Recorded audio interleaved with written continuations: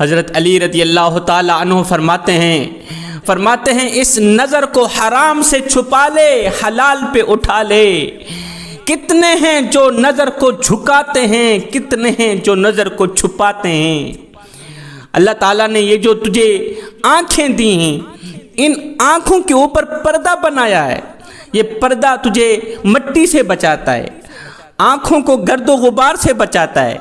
کیا تم نے یہی سمجھ رکھا ہے کہ اللہ تعالیٰ نے اس پردے کو اس لیے بنایا ہے کہ یہ پردہ ہماری آنکھ کی حفاظت کر سکے، آنکھوں کو مٹی سے بچا سکے، گرد و غبار سے بچا سکے؟ تم یہی سمجھتے ہو نا؟ اور نادانو، یہ تو اضافی کام ہے۔ دراصل حقیقت یہ ہے کہ اللہ تعالیٰ نے ان پردوں کو اس لیے بنایا ہے کہ ان آنکھوں سے جو تیرے لیے حلال ہے اسے دیکھ۔ پردہ اس لیے بنایا ہے اللہ تعالیٰ نے کہ ان آنکھوں سے جو تیرے لیے حلال ہے تو اسے دیکھ۔ صبح سویرے اٹھ کر اپنے ماں باپ کا چہرہ محبت کی نگاہ سے دیکھ، محبت بھری نظروں سے دیکھ، سارا دن جنت کے دروازے تیرے لیے کھلے رہیں گے۔ صبح سویرے اٹھ کر محبت بھری نگاہ سے اپنی بیوی کو دیکھ، اللہ تعالیٰ تجھے رزق وسیع عطا کرے گا۔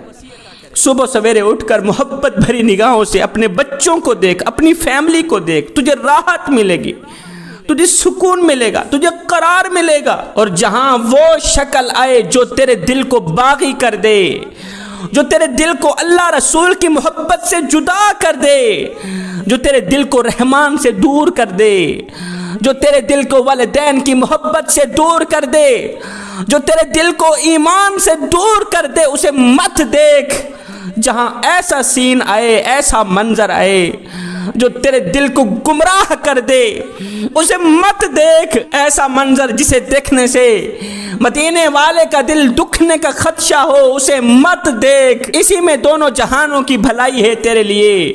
حضرت سیدنا علی المرتضیٰ شیر خدا کرم اللہ وجہ الکریم، آپ ایک دن خطاب فرما رہے تھے، دوران خطاب آپ نے فرمایا، لوگو، بندے کی زبان پر 4 چیزیں اللہ تعالیٰ کو ناپسند ہیں۔ پوچھا گیا حضرت وہ 4 چیزیں کون کون سی ہیں؟ حضرت علی نے فرمایا، نمبر 1 جھوٹ بولنا، نمبر 2 غیبت کرنا، نمبر 3 تکبر کرنا، نمبر 4 کسی کو گالی دینا۔ میرے نبی نے فرمایا، صحابہ، جی یا رسول اللہ صلی اللہ علیہ وسلم، میرے نبی نے فرمایا، صحابہ، دنیا میں ایک ایسا شخص ہے جس کے دل کو اللہ تعالیٰ عرش سے بھی زیادہ نورانی بنا دیتا ہے۔ صحابہ، دنیا میں ایک ایسا شخص بھی ہے جس کے دل کو اللہ تعالیٰ عرش سے بھی زیادہ نورانیت عطا کرتا ہے۔ پوچھا گیا، آقا وہ کون سا شخص ہے؟ فرمایا، جو جھوٹ بولنا چھوڑ دے، جو غیبت کرنا چھوڑ دے، چغلی کرنا چھوڑ دے، تکبر کرنا چھوڑ دے، کسی کو گالی دینا چھوڑ دے، کسی کا دل دکھانا چھوڑ دے، ہاتھوں سے کسی کو ایذا نہ دے، کسی کو تکلیف نہ دے، زبان سے کسی کو گالی نہ دے، کانوں سے غلط نہ سنے، دل پر نفاق نہ رکھے، کینہ حسد بغض انا نہ رکھے، تکبر نہ کرے، ایڑھی مار کے نہ چلے۔ میرے نبی نے فرمایا، ایسے شخص کے دل کو اللہ تعالیٰ عرش سے بھی زیادہ نورانیت عطا کرتا ہے۔ امام علی مقام امام حسین رضی اللہ تعالیٰ عنہ نے فرمایا، اے بندے، تو نے آنکھ اٹھانے کی لذت کو تو چکھا، ایک بار آنکھ جھکانے کی لذت کو بھی چکھ۔ تو نے زبان غلط چلانے کی لذت کو تو چکھا، ایک بار زبان صحیح چلانے کی لذت کو بھی چکھ۔ اور تو نے جھوٹ بولنے کی لذت کو تو چکھا، ایک بار سچ بولنے کی لذت کو بھی چکھ۔ آئے رات کا دوسرا پہر ہو، سارا عالم سو چکا ہو، رات بیت چکی ہو، چاند تھک چکا ہو، اور آپ کا مصلی آنسوں سے آباد ہو، اتنا آباد ہو کہ آپ کی ہچکیاں لگی ہوئی ہوں۔ میرا اللہ فرشتوں کو کہتا ہے، فرشتوں دیکھو تو صحیح، سارا جہان سویا ہوا ہے، نیند تو میرے بندے کو بھی آئی ہے، سارا جہان سویا ہوا ہے، میرا بندہ جاگ رہا ہے، نرم نرم بستروں پر ہر بندہ سکون کر رہا ہے، لیکن جو میرا بندہ ہے وہ بستر پر نہیں سویا، وہ مصلی پہ سویا ہوا ہے۔ اب فرشتے کہتے ہیں، مالک یہ کیوں رو رہا ہے، یہ کیوں ہچکیاں لگا رہا ہے؟ میرا اللہ فرماتا ہے، یہ ہچکیاں اسی لیے لگا رہا ہے کہ میں اس پہ راضی ہو جاؤں۔ فرشتوں گواہ بن جاؤ، میں اس پہ راضی ہو گیا، میں رب اس پہ راضی ہو گیا، اور قیامت کے دن میں اسے بغیر حساب و کتاب کی جنت عطا کروں گا۔ جوانوں، کائنات کے کسی بھی نغمے میں وہ لذت نہیں جو رات کے دوسرے پہر اللہ کے سامنے رونے میں لذت ہے۔ اللہ تعالیٰ کس کو یہ لذت عطا کرے گا؟ جس کے کان نغمے سے بچیں گے، جس کے کان حرام سے بچیں گے، موسیقی سے بچیں گے، اللہ تعالیٰ انہیں عشق رسول عطا کرے گا، وہ چاہے عورت ہو چاہے مرد ہو۔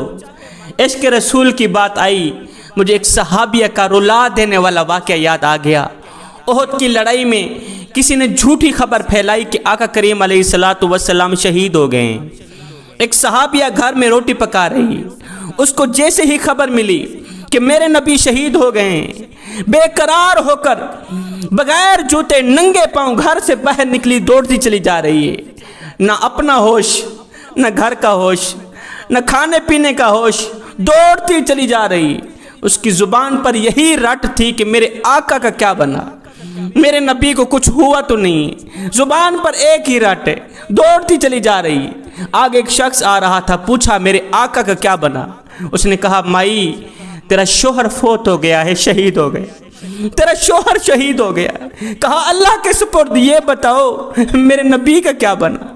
دوڑتی چلی جا رہی۔ دوسرا شخص آ رہا تھا، پوچھا میرے نبی کا کیا بنا؟ اس نے کہا تیرے 2 بیٹے اللہ کے نام پہ قربان ہو گئے، شہید ہو گئے۔ اس عورت نے کہا اللہ کے سپرد یہ بتاؤ میرے نبی کا کیا بنا، میرے نبی کی حالت کیسی ہے؟ دوڑتی چلی جا رہی ہے۔ تیسرا شخص آ رہا تھا، اس نے کہا مائی تیرا بھائی بھی شہید ہو گیا ہے، اللہ کے نام پہ قربان ہو گیا ہے۔ اس کو جنبش بھی نہ ہوئی، کہا اللہ کے سپرد یہ بتاؤ میرے آقا کا کیا بنا؟ 5ویں شخص نے کہا اللہ کے نبی بالکل ٹھیک ہیں، اللہ کے نبی کو کچھ نہیں ہوا۔ کہا نہیں مجھے اطمینان نہیں ہو رہا، مجھے یقین نہیں ہو رہا، میں اپنی آنکھوں سے اپنے نبی کو دیکھنا چاہوں گی۔ دوڑتی چلی جا رہی ہے، یہ رٹ لگاتی چلی جا رہی ہے میرے نبی کا کیا بنا، میرے آقا کا کیا بنا؟ دوڑتی چلی جا رہی ہے۔ دیکھا آگے میرے کریم نبی آ رہے ہیں۔ جب میرے کریم نبی سامنے آئے تو میرے کریم نبی کا دامن پکڑ کر سامنے بیٹھ کر میرے نبی کے کرتے کو پکڑ کر رو کر کہنے لگی آقا آپ زندہ رہیں، ساری کائنات کیوں نہ مٹ جائے مجھے پرواہ ہی نہیں، میرے 2 بیٹے چلے گئے مجھے کوئی پرواہ نہیں، میرا شوہر چلا گیا مجھے کوئی پرواہ نہیں، میرا بھائی فوت ہو گیا شہید ہو گیا مجھے کوئی پرواہ نہیں، میں لاوارث ہو گئی، میں بے ہمت ہو گئی، میرا کوئی نہیں رہا مجھے کوئی پرواہ نہیں۔ آپ زندہ ہیں تو سارا جگ زندہ، آپ سلامت ہیں تو سارا جگ سلامت، اگر آپ زندہ ہیں پھر سب کچھ لٹ بھی گیا تو کچھ نہیں لٹا، اگر آپ کا سایہ ہمارے سر پر ہے تو سب کچھ چھن جانے کے بعد بھی کچھ نہیں چھنا۔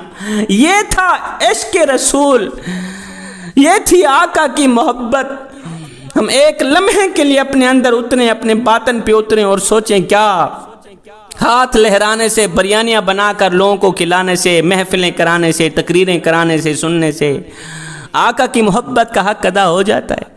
اگر نہیں ہوتا تو پھر آئیے سر سے لے کر پاؤں تک حضور کی غلامی کے رنگ میں رنگے جائیں۔ میرے حضرت فرماتے ہیں میاں یہ نہ ہو کہ کوئی تم سے پوچھے کہ تم کون ہوتے ہو اور تمہیں شناختی کارڈ دکھانا پڑے، دیکھو جی مذہب کے خانے میں اسلام لکھا ہے، ہم لوگ مسلمان ہوتے ہیں۔ فرمایا نہ بندے، نہ کسی کو پوچھنا بھی نہ پڑے، تجھے بتانا بھی نہ پڑے، تیرا کردار، تیرا معیار، تیرا انداز اس طرح کا ہونا چاہیے کہ تو دور سے آ رہا ہو، کوئی تجھے دیکھے تو فوراً کہے یہ کوئی عام نہیں آ رہا، یہ تو میرے محمد کا غلام آ رہا ہے۔